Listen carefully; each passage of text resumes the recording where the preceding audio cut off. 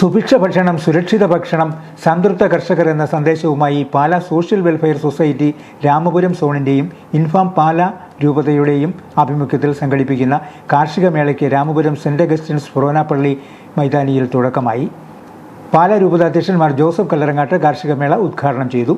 ഏറ്റവും നല്ല സംസ്കാരം അഗ്രികൾച്ചറാണെന്ന് ബിഷപ്പ് കല്ലറങ്ങാട്ട് പറഞ്ഞു. യുവാക്കൾ കൃഷിഭൂമിയെ തരിശുഭൂമിയാക്കിയിട്ടിട്ട് ഈ രാജ്യം വിടുമ്പോൾ നിരവധിയായ നഷ്ടങ്ങൾ നമുക്കുണ്ടാകുമെന്നും പരിസ്ഥിതിയെ മനസ്സിലാക്കാതെയുള്ള പ്രവൃത്തികൾ മനുഷ്യരെ വലിയ പ്രതിസന്ധിയിലേക്കാണ് കൊണ്ടുപോകുന്നതെന്നും അദ്ദേഹം പറഞ്ഞു. നമ്മൾ സ്ഥാപനങ്ങൾ പണിതുയർത്തുമ്പോൾ അവിടെയെല്ലാം നമ്മൾ പ്രധാനമായിട്ടും ഈ തരത്തിലുള്ള കാര്യം കൂടി ശ്രദ്ധിക്കാറുണ്ട്. ഇവിടെ പൊതുവായിട്ടുള്ള നമ്മുടെ കോളേജുകളെല്ലാം saint Thomas college, engineering college, Medicity, nursing college, അതെല്ലാം ഒരു പൂന്തോട്ടത്തിലിരിക്കുന്നത് പോലെയാണ് ഇപ്പോൾ. നമ്മളവിടെയെല്ലാം സാധ്യമായ എല്ലാ സസ്യങ്ങളും നമ്മൾ നട്ടുപിടിപ്പിച്ച് അതിൻ്റെ ഫലങ്ങൾ ആ കുട്ടികളും നമ്മളും അനുഭവിച്ചുകൊണ്ടിരിക്കുകയാണ്. അങ്ങനെയാണ് നമ്മളൊരു വലിയ സ്ഥാപനത്തെ കാർബൺ ന്യൂട്രൽ ആക്കി ശുദ്ധവായു കിട്ടുന്ന നല്ല ഫലവർഗ്ഗങ്ങൾ കിട്ടുന്ന രീതിയിലേക്ക് മാറ്റേണ്ടത്. നമ്മുടെ ഇവിടെയും അതുപോലെ തന്നെയാണ്. നമ്മുടെ സ്കൂള്, കോളേജ് അങ്കണങ്ങളെല്ലാം വളരെ താല്പര്യത്തോടുകൂടി ബഹുമാനപ്പെട്ട മാനേജരച്ഛനും അതിൻ്റെ ഉത്തരവാദിത്തപ്പെട്ടവരുമൊക്കെ നോക്കി നടത്തുന്നത് കൊണ്ടാണ് നമുക്ക് നല്ലൊരു അന്തരീക്ഷം, ശുദ്ധമായ വായുവും വെള്ളവും എല്ലാം ലഭിക്കുന്നത്. വികാരി ഫാദർ ബെർക്കമൻസ് കുന്നുംപുറം യോഗത്തിൽ അധ്യക്ഷനായിരുന്നു. KM തോമസ് കോയിപ്പള്ളിൽ, ജോൺ കച്ചിറമറ്റം, തോമസ് മടപ്പാട്ട്, സോണി ഏറത്ത് എന്നിവരെ യോഗത്തിൽ ആദരിച്ചു.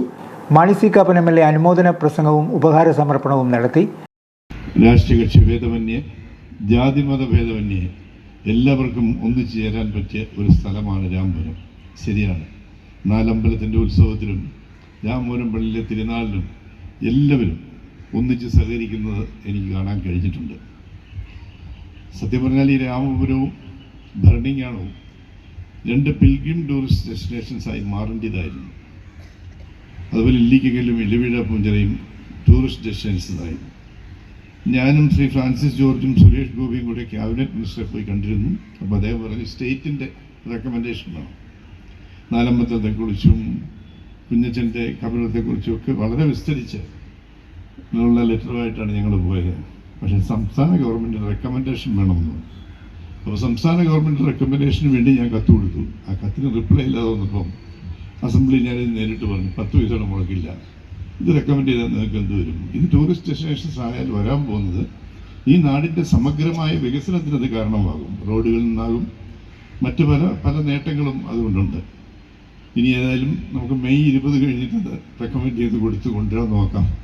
അതാണ് നമ്മൾ പ്രതീക്ഷിക്കുന്നത്. Binu Manimangalam, doctor KK Jose, father Jose Tharappel, father Mathew Pulikkaparambil എന്നിവർ പ്രസംഗിച്ചു.